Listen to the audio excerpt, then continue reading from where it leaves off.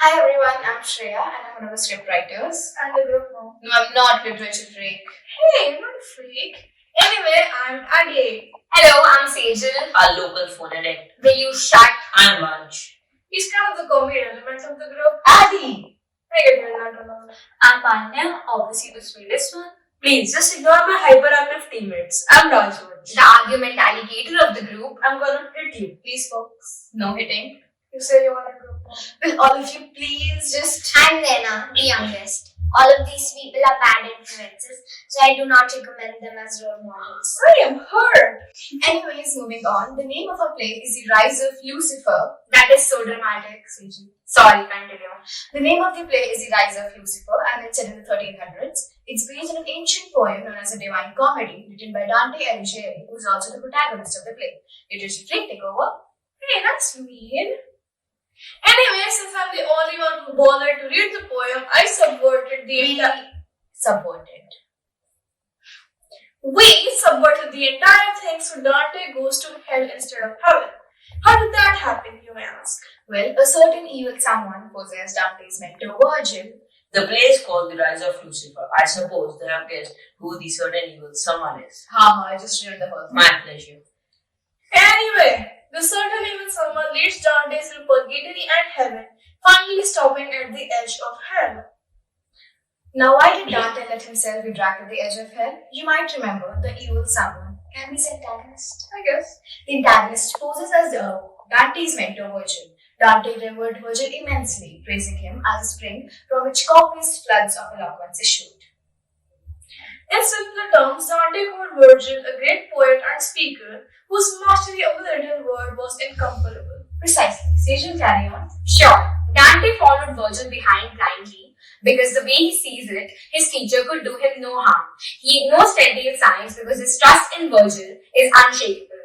This leads to his downfall as Dante ends up dying for the second time when his soul is pushed into hell. Guys, you're leaving me out. Oops, you can go on then. Right. Where does this stoish theme come in all of this? Well, it's centered around how Lucifer stores his devilish soul in Virgil's deceased body to trick Dante into thinking that he's his mentor and following Lucifer blindly. Another point was how souls of different people, according to their nature and actions, were stored in different places, like heaven, which is Paradiso, Purgatory, and hell, which is Inferno. That's it for the storage. Now coming to the play itself, because of Adi being our neighborhood Shakespeare edit, our rocking line That is sounds so cringe. all the world's a stage and all the men and women are its players. And our ending line is, all good things come to an end, just like our play. The reason behind the play, we forgot. The reason, yes, the reason behind the play. What was the reason? The reason behind the play was to remind the audience to never trust someone blindly, no matter how close they are to you. It's a bad idea. Remember, even salt looks like sugar. I'd like to remind everyone watching that we do not intend to harm the religious or spiritual sentiments of any individual. Our only purpose is to make the audience aware of our morals. Did you just copy a movie disclaimer? Of course, I'm too lazy to write it myself. Anyways, I hope you didn't sleep during the stretch part. We ordered a huge amount of sticks as we weren't sure how much would be required. Also, after factoring the shipping time, we thought of going for the safer side and ordering slightly more than required. We didn't know the limit and the rules because this was the first time when Matryoshka was taking place in the history of OOTM. We had to do something quickly and mindfully. I didn't know you were capable of that. You sure did. At the same time, we had to keep in mind that our structure shouldn't exceed the weight limit of 15 grams, at least 100 kgs. We decided to divide the structure horizontally and complete the frames first before sticking them. This way, the frames would be more or less congruent. Our idea was to make vertical columns and connect them using diagonal beams, using basic logics and physics, Which none of them were good at. speak for yourself. We decided to keep the diagonal beams parallel to each other instead of merging them at one point. This way, the weight would be divided and Not just concentrated on one point. You said the judges were asleep during our part. Anyway, it was very hard for us to decide which one was the strong stick and which was the hollow one. So we took our time, gradually made blueprints, and by following them made the actual structure. wow, you can make blueprints?